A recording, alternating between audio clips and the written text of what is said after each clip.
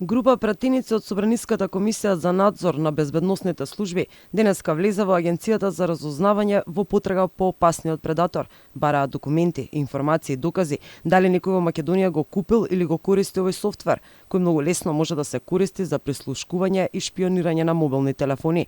Токму предатор е причината што Вашингтон ја стави македонската фирма Сайтрокс на својата црна листа.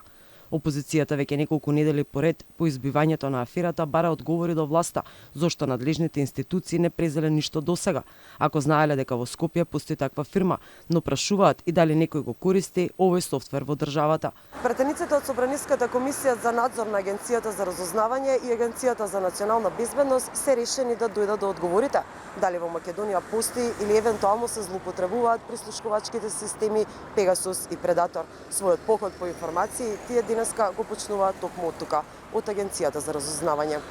Покрај Агенцијата за разузнавање, следна институција која треба да одговори е Агенцијата за национална безбедност.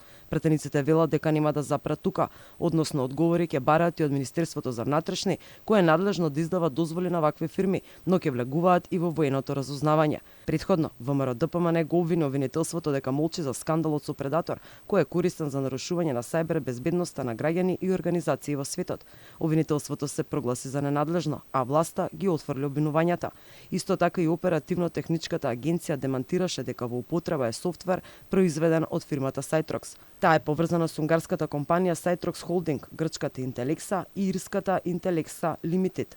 Дејноста на овие компании е производство на овој систем за прислушкување. Преку нив е загрозена приватноста и безбедноста на граѓаните ширум светот, констатираше Бирото за индустрија и безбедност при Министерството за трговија на САД.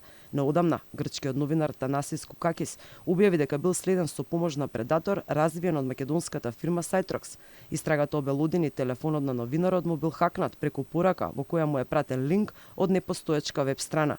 Тој бил шпиониран неколку месеци минатата година.